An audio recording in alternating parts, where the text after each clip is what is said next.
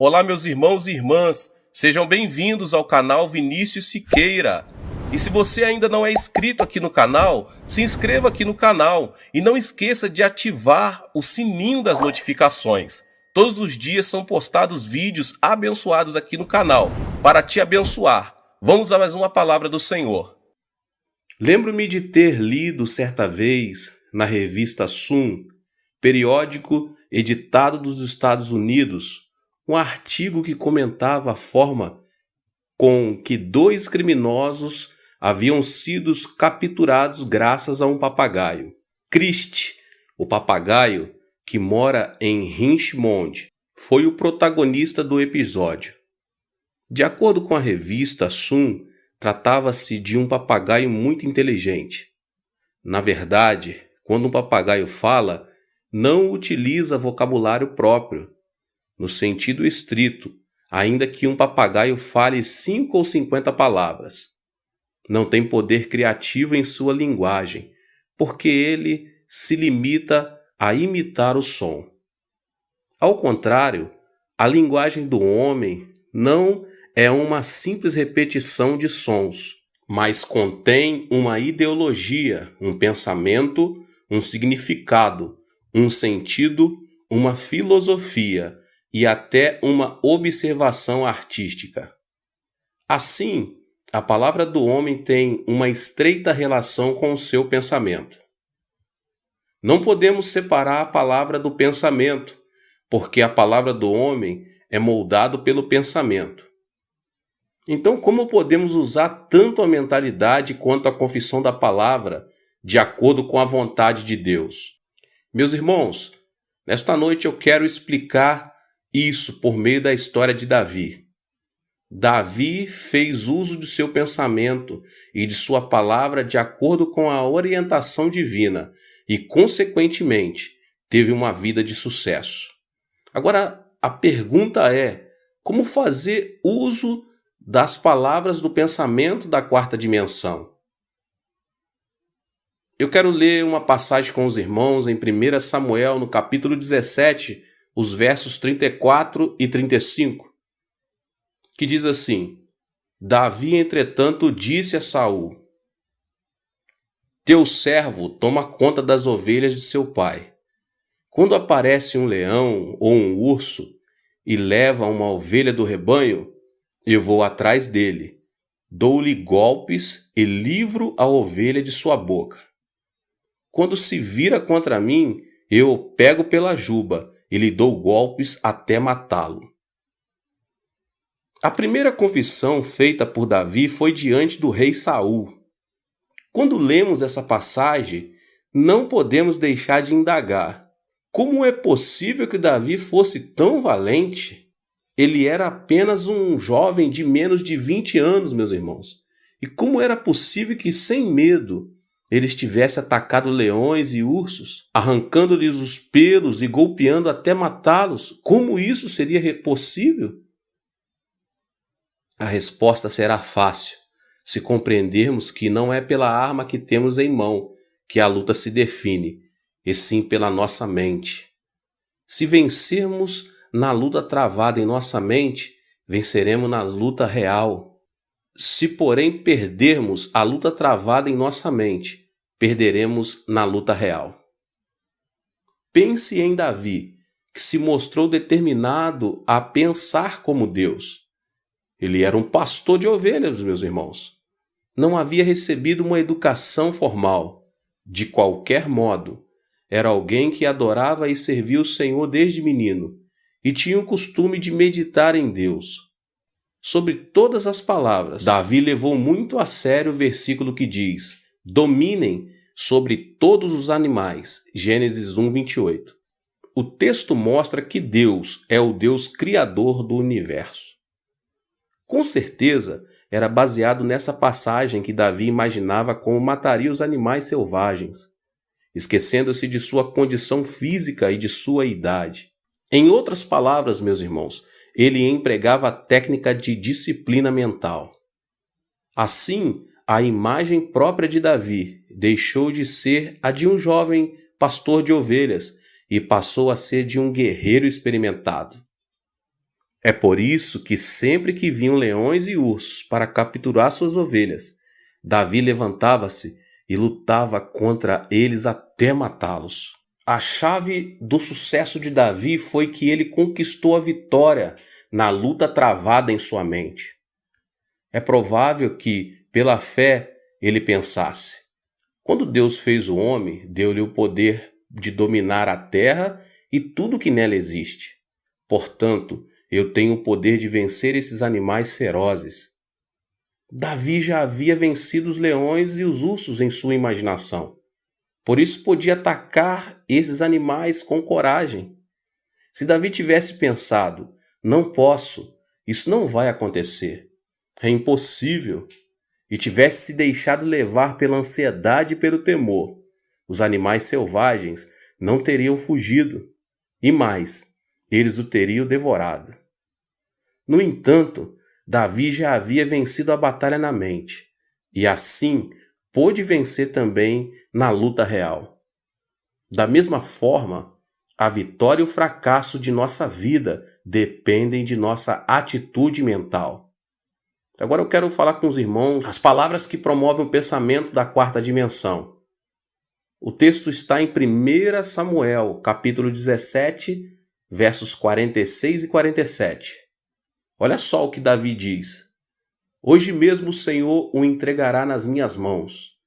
Eu o matarei e cortarei a sua cabeça. Hoje mesmo darei os cadáveres do exército filisteu, às aves dos céus e aos animais selvagens, e toda a terra saberá que há Deus em Israel. Todos os que estão aqui saberão que não é por espada ou por lança que o Senhor concede vitória, pois a batalha é do Senhor, e ele entregará todos vocês em nossas mãos. A segunda confissão foi feita por Davi diante de Golias. A confissão de fé demonstra quanto Davi era valente, a tal ponto que suas palavras parecem ser um golpe dado diretamente na face de Golias, antes mesmo de a luta começar. Quando Golias desafiou o exército de Israel e o rei Saul, maldizendo Deus, todos ficaram quietos e com um sentimento de fracasso e derrota. Entretanto, com ousadia, Davi afirmou: eu vou lutar contra você. Matei leões e ursos ao cuidar do rebanho de meu pai. O mesmo vai acontecer com esse Golias. Que tal fazermos uma comparação objetiva entre Davi e Golias? Golias era um homem de quase 3 metros de altura, e sua armadura de guerra pesava 60 quilos. Se sua armadura pesava tanto assim, podemos imaginar como aquele homem era grande. O povo de Israel estava atemorizado por ouvir a voz ameaçadora do gigante durante 40 dias no vale de Elá.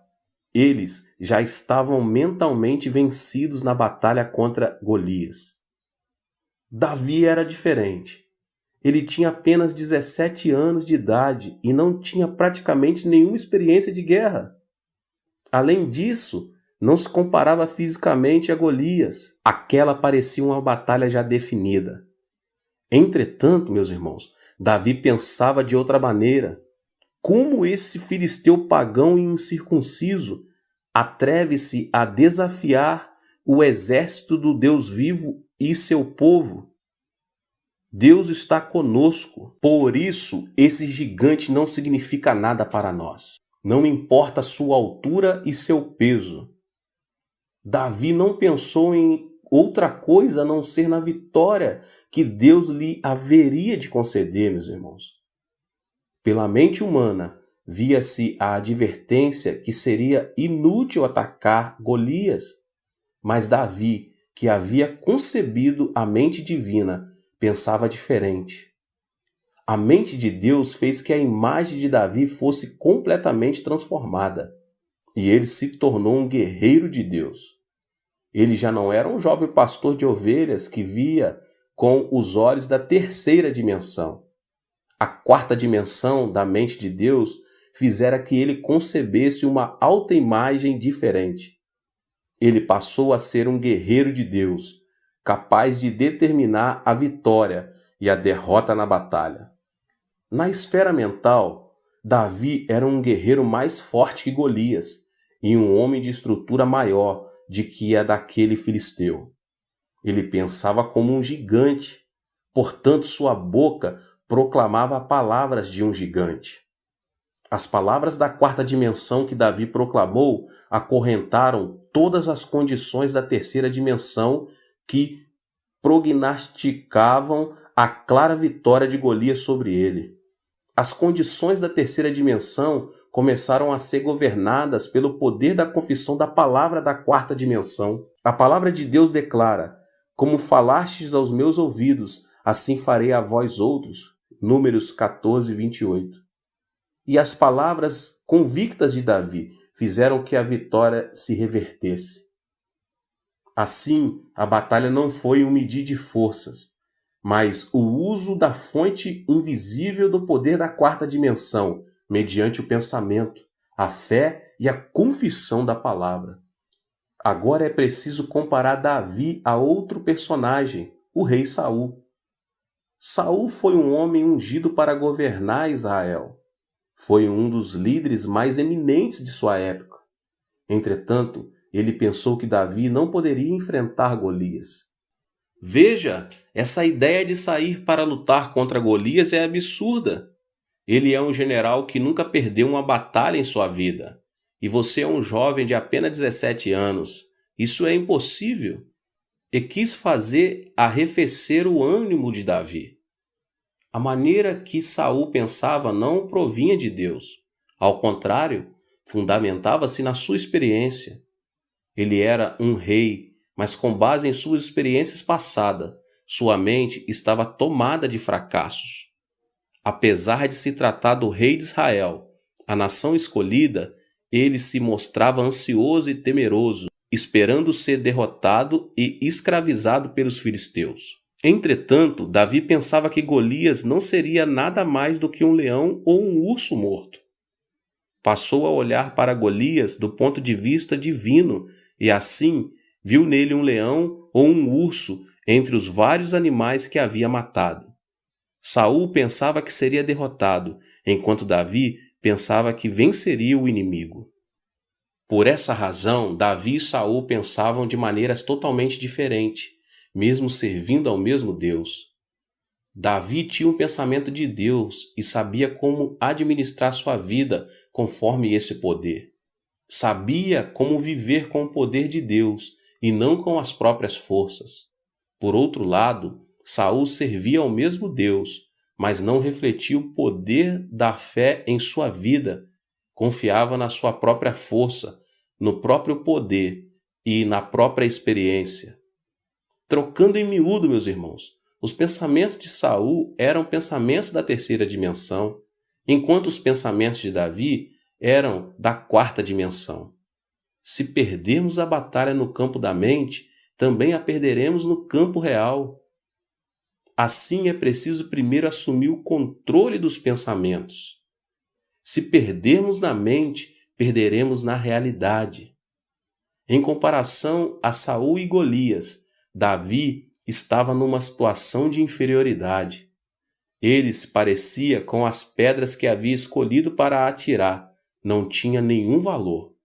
No entanto, a razão por que Davi foi usado por Deus foi ele ter maior grandeza de pensamento.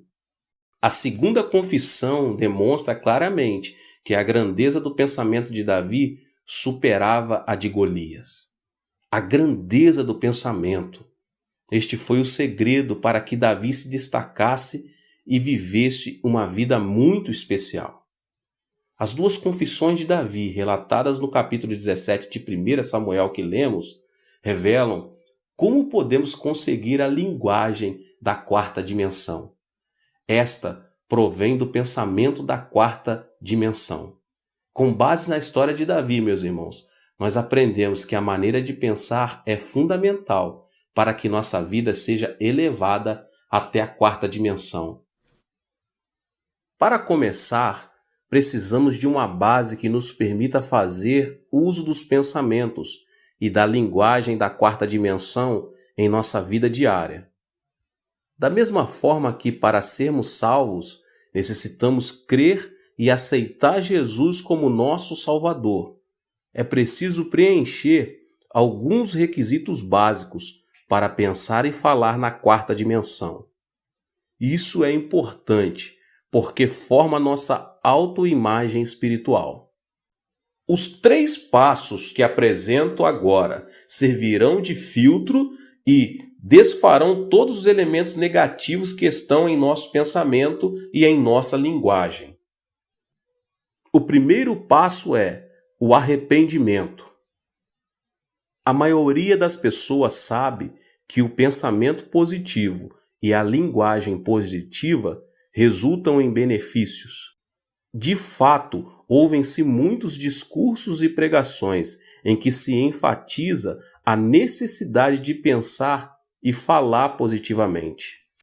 O estranho, entretanto, é que as pessoas não pensam nem falam de forma positiva, mas deixam-se invadir por pensamentos e palavras negativas.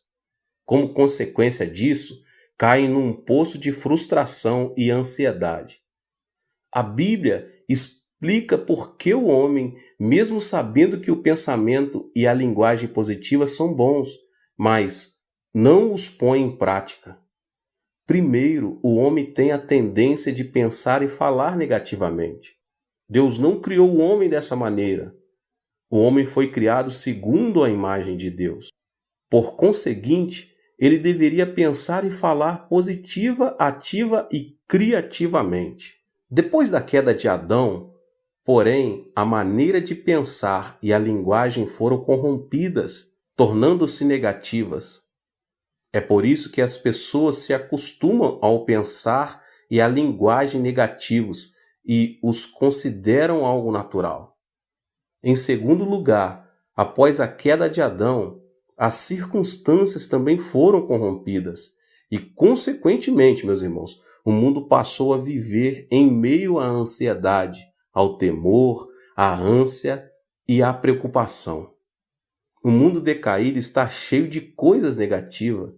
O que é negativo nos contagia especialmente pelos meios de comunicação em massa, pela TV, pelo cinema e pela publicidade. As notícias são negativas e transmitem uma mensagem que se resume em todos morrerão. Vivemos numa era em que as informações e o conhecimento que o mundo nos oferece nos causam temor. Resumindo, o DNA do pensamento do homem foi corrompido por causa do pecado.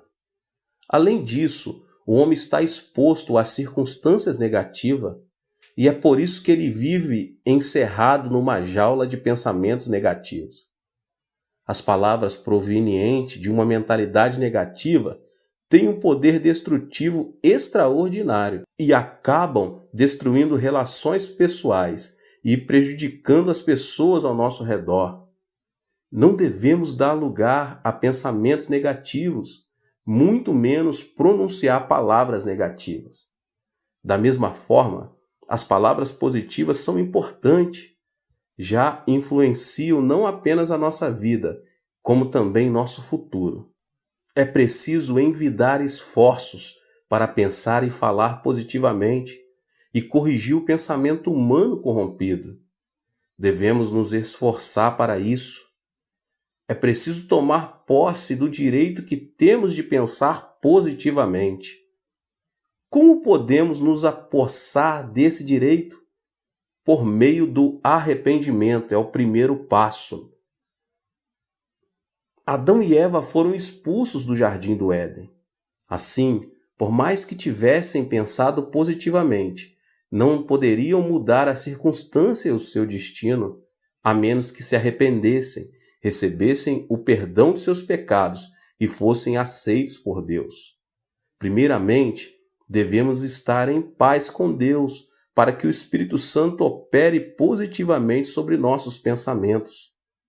É por isso que a primeira mensagem de Jesus foi: o reino de Deus está próximo. Arrependam-se e creiam nas boas novas. Marcos 1,15. Jesus disse que a primeira condição para a entrada no mundo do pensamento positivo É o primeiro passo, é o arrependimento. É preciso que nos aproximemos de Deus, arrependidos de nossos pecados. E o que é arrependimento, meus irmãos? A palavra grega metanoia não somente implica mudança de direção e abandono do pecado, mas também resulta numa mudança total que inclui pensamentos e emoções. Em poucas palavras, arrependimento é mudança de coração. Ou seja, arrepender-se é confessar e pedir perdão pelo egoísmo, pelos maus desejos do corpo, pela cobiça dos olhos e pela arrogância da vida. Arrepender-se é abandonar os pensamentos pecaminosos, renunciar ao pecado e voltar a considerar Deus como o centro da vida. Em outras palavras, arrepender-se é inclinar a balança do egoísmo para o teocentrismo. Rigorosamente falando, por mais que você passe anos congregando numa igreja, se vive uma vida egocêntrica conforme sua mesquenharia e seu pensamento pecaminoso, você não terá experimentado um arrependimento genuíno. O arrependimento implica não somente mudança do pensamento do coração, como também abandono do pecado, renúncia ao egocentrismo e volta para Deus. Um arrependimento sem obras para nada serve. É por meio de um genuíno arrependimento que adquirimos o direito de pensar positivamente. Por mais que alguém pense e fale positivamente, se não se arrepender, encontra-se em inimizade com Deus e, assim, não pode contar com a ajuda divina na operação de milagres positivos. É preciso, meus irmãos, arrepender-se de todo o coração e fazer que Deus ocupe o centro da vida. E o segundo passo é identidade. Uma vez que tenha sido transformado a essência do pensamento corrompido e sua vida tenha se tornado teocêntrica, com o objetivo de pensar e falar positivamente, você deve ter uma clara identidade de que é um santo filho de Deus. Que pai daria uma pedra a um filho que pede pão? Que pai que daria uma serpente a um filho que pede peixe? A Bíblia diz: se vocês, apesar de serem maus, sabem dar boas coisas aos seus filhos, quanto mais o Pai de vocês, que estás nos céus, dará coisas boas aos que lhe pedirem. Mateus 7:11. A identidade afirma sermos filhos de Deus, nos trará a confiança de que Deus Pai nos protegerá para sempre. Há muito tempo vi no jornal uma foto que me chamou a atenção e não pude deixar de rir. Na época, Kennedy era o presidente dos Estados Unidos. A foto mostrava como Kennedy se reunia com os ministros de cada secretaria. Obviamente, a reunião era de caráter sério e confidencial. Além disso, os que ali estavam reunidos discutiam tema de caráter mundial, não de caráter nacional. No entanto, ao observar com mais atenção, notei que a câmera havia captado o momento em que o filho do presidente, John Jr., debaixo da mesa puxava as calças de seu pai. Se aquele menino fosse um estranho, com certeza teria sido demitido pelo pessoal da segurança. Quem se atreveria a puxar as calças do presidente de uma nação no momento em que discutia um assunto histórico de suma importância? Entretanto, meus irmãos, John era o filho do presidente, razão porque ele pensava: haja o que houver, meu pai se agradará de mim. O mesmo acontece conosco. Todo aquele que recebe Jesus Cristo converte-se em um filho de Deus. A partir daí, como filho de Deus, podemos viver com ousadia e coragem neste mundo. Quando tivermos a certeza de que somos filhos, poderemos viver pensando que tudo nos sairá bem. Quem confessa que Deus, Senhor dos céus e da terra, é seu Pai, pode pensar positivamente, por saber que Ele proporcionará coisas boas para a sua vida. E o terceiro passo, a cruz de Cristo. Para viver positivamente, É preciso ter um fundamento justo. A vida cristã não consiste simplesmente em confessar, eu creio. Mesmo confessando a sua fé, os filhos devem ter alguma razão para recorrer a seus pais. Um pai não entrega $10 pelo fato de o filho pedir: pai, me dê $10. Deve haver uma razão para que o pai satisfaça o pedido do filho. Se, porém, o filho lhe disser: papai, o Senhor disse que me daria $10. Assim, estou esperando que cumpra sua promessa. Com certeza o pai não terá outra saída senão entregar o dinheiro ao filho. Precisamos nos apegar à redenção da cruz de Jesus Cristo, que é o nosso fundamento legal. Pelo fato de termos pecado, todos merecemos ser abandonados. Mesmo assim, podemos nos aproximar de Deus com intrepidez, porque Jesus Cristo pagou o preço do pecado na cruz do Calvário, quando ali seu corpo foi ferido. É por isso que podemos orar e crer de maneira positiva. Se o Senhor não tivesse pregado na cruz, não haveria razão para que Deus nos perdoasse, apesar de nossos pedidos de perdão. No entanto, temos garantido o fundamento por meio do qual podemos pedir o perdão de nossos pecados e, assim, pensar positivamente. Para pensar e falar na quarta dimensão, primeiramente, você deve se arrepender e deixar que Deus ocupe o centro da sua vida. Em segundo lugar, deve se apossar da identidade de filho de Deus. Por último, você deve confessar a Deus, firmando-se no fundamento que se encontra na redenção da cruz de Jesus Cristo. Quando você fizer dessas 3 condições a base do seu pensamento e da sua linguagem, estará preparado para poder tomar a atitude de viver a experiência da quarta dimensão. Como foi dito anteriormente a vocês, a atitude mental e a linguagem estão estreitamente ligadas uma à outra, de modo que, para se usar uma linguagem positiva, ativa e criativa, deve haver uma transformação na maneira de pensar, em busca de se alcançar o pensamento divino. Para transformar nosso pensamento e linguagem no pensamento e na linguagem de Deus, meus irmãos, devemos moldar nossa vida com a oração e a palavra de Deus, até chegarmos ao nível de proclamar a palavra rema da quarta dimensão. Por meio da oração, podemos semear em nosso coração o pensamento positivo. É necessário, porém, orar intensamente. Há quem argumente que a oração não consiste em quantidade, e sim em qualidade. Entretanto, isso não está correto. A oração permite que mantenhamos uma relação mais profunda e estreita com Deus.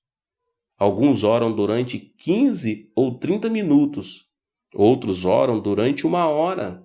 Há aqueles que dedicam mais de 1 hora diária à oração. Podemos fazer uma analogia entre o tempo que alguém dedica à oração e a visão que o profeta Ezequiel teve do rio no templo, em Ezequiel 47. Para os que oram durante 10 minutos por dia, a oração é como a água que chegou ao tornozelo do profeta.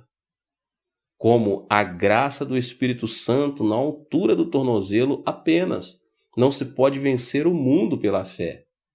Para os que oram durante 30 minutos por dia, a oração é como a água que na visão chegou ao joelho do profeta. Em comparação com a água que chegou ao tornozelo, esse ponto é mais alto. Mesmo assim, meus irmãos, para aquele que se dedica a esse tempo de oração, é extremamente difícil alcançar o êxito na vida.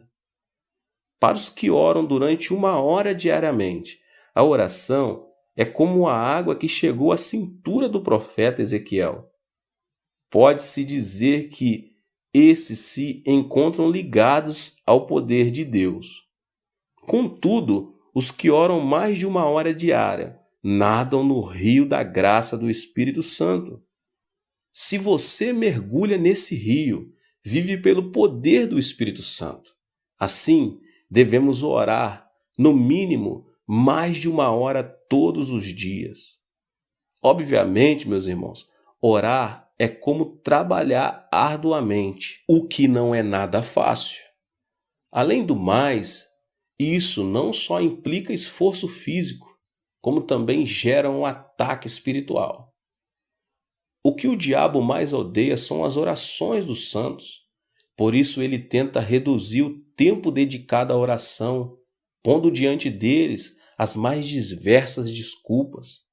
Só existe uma forma de enfrentar Satanás, meus irmãos: orar mais de 1 hora por dia. Determine e pratique. Ore pedindo que você vença o diabo pelo poder de Deus. Desse modo, você experimentará um mundo espiritual da 4ª dimensão. Começará a ver as coisas sob o ponto de vista de Deus, de forma clara, concisa e limpa, e começará a viver pelo poder de Deus. Todo aquele que não vive de acordo com sua fé não passa de pó, por mais que tenha toda a autoridade, poder e glória.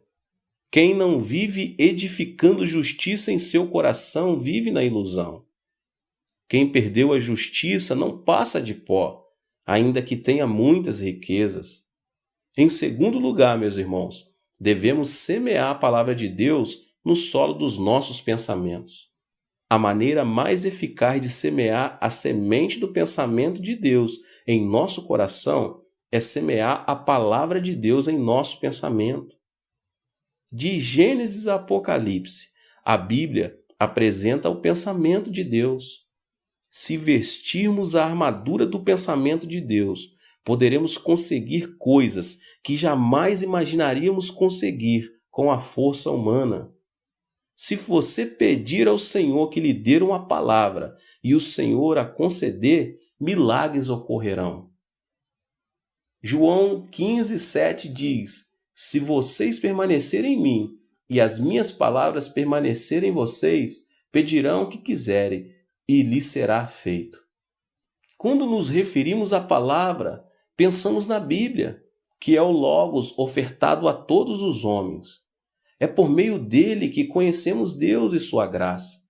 Entretanto, existe outro tipo de palavra que nos permite experimentar o mundo espiritual da 4ª dimensão, que é a Rema. Esta é a palavra que o Espírito Santo inspira especialmente do Logos.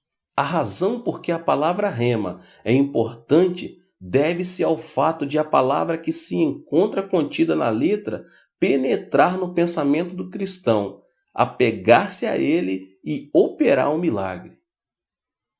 É por isso que se diz que a fé vem pelo ouvir, e o ouvir pela palavra de Cristo, ou seja, a palavra Rema. Qualquer pessoa pode ler o Logos e conhecer Deus e sua graça.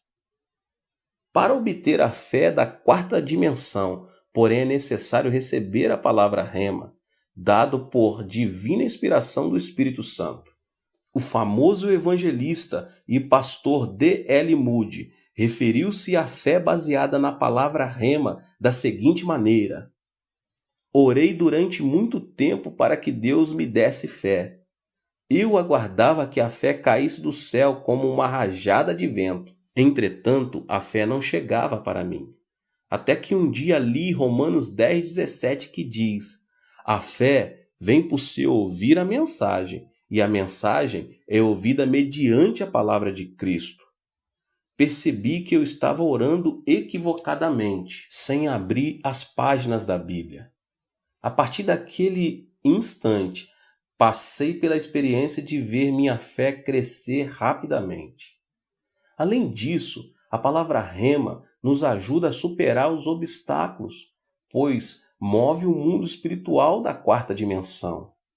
Laura Wilkinson, medalha de ouro na plataforma de 10 metros nos Jogos Olímpicos de Sydney, havia sofrido uma fratura na perna direita e seu treinador decidira que não a consideraria para a Olimpíada. Todavia, ao ler Filipenses 4,13, que diz: "Tudo posso naquele que me fortalece", ela sentiu uma grande inspiração. Tratava-se da palavra rema para a sua vida. Ela meditava e confessava a palavra repetidas vezes durante o dia e deu graças por ela. A palavra rema começou a dominar seus lábios. Laura Wilkinson lia e confessava essa palavra dezenas de vezes ao dia. O segredo da repetição é ouvir a palavra de Deus novamente. O mesmo pensamento de Deus que se lança e volta para nós como bumerangue. Quando escutamos a palavra rema repetidamente, o poder que ela contém transforma nossa mente e nosso corpo. Não se trata de parapsicologia ou controle mental. Trata-se de aplicar o poder do Evangelho à nossa vida. Uma vez que a palavra governa nossa linguagem e sai da boca, volta aos nossos ouvidos, aumenta a fé e opera o milagre. Por meio da confissão de fé, Laura Wilkinson pôde superar a lesão e receber a medalha de ouro. Nem todos experimentaram esse tipo de milagre. Wilkinson teve de orar, clamar e ler a palavra com o propósito de experimentar o mundo da quarta dimensão. Foi nesse percurso que o Espírito Santo lhe deu a palavra rema, e ela creu no plano da quarta dimensão que seria curada de sua lesão. Em consequência, pôde participar dos Jogos Olímpicos e ganhou a medalha de ouro, tal como havia pensado e confessado. O poder que transforma vidas por meio da quarta dimensão manifesta-se quando recebemos e confessamos a palavra rema. É fundamental semear a palavra de Deus em nosso coração. A palavra ganha novamente vida quando nós aceitamos a palavra de Deus com a palavra rema em nossa mente. A palavra opera ativamente em nossa mente e dessa maneira governa a nossa vida. A confissão tem influência positiva sobre nosso futuro e nos guia para uma vida de bênção. A boca fala do que o homem guarda em seu coração. Tanto é assim que quando ouvimos uma pessoa falar, podemos prever como será sua vida no futuro. Isso se deve ao fato de a vida depender da maneira de pensar e de a boca ser o reflexo do que se guarda no coração. Acima de tudo, o cristão deve crer que Jesus Cristo é o dono de seus pensamentos e permitir que seus pensamentos e linguagem permaneçam debaixo da influência do Senhor. Essa é a chave pelo qual se alcançará o êxito mediante a espiritualidade da quarta dimensão. É preciso desenvolver uma linguagem da quarta dimensão por meio do pensamento. A palavra pronunciada tem o poder de atar e desatar a vida. No entanto, a maneira de pensar é o que dá forma e cor às palavras. Portanto, os simples fatos de perguntar o que você pensa é importante. Os lábios falam do que a pessoa pensa, e o que se fala com os lábios muda o futuro da vida. Portanto, devemos submeter a forma de pensar com o objetivo de proclamar a linguagem da quarta dimensão. Na vida de Davi, podemos observar que a linguagem da quarta dimensão provém da maneira de pensar. O homem foi criado para falar o que pensa. Portanto, deve encher sua mente de arrependimento, de identidade e da vitória da cruz. É nesse nível que você pode orar e proclamar a palavra rema. Essa é a técnica pelo qual podemos desenvolver a linguagem da quarta dimensão, mediante nossa maneira de pensar. Deus abençoe todos vocês, meus irmãos, que são inscritos aqui no canal. Você que ainda não é inscrito, se inscreva aqui no canal, ative o sininho das notificações para você não perder nenhum vídeo que é postado aqui nessa série da quarta dimensão. Deixe também o seu like E não esqueça, meus irmãos, de compartilhar com as pessoas que vocês mais amam, que nós amamos, né? Nós queremos bem, queremos que recebam também a palavra do Senhor. Nos vemos no próximo vídeo. Deus abençoe grandemente. Amém.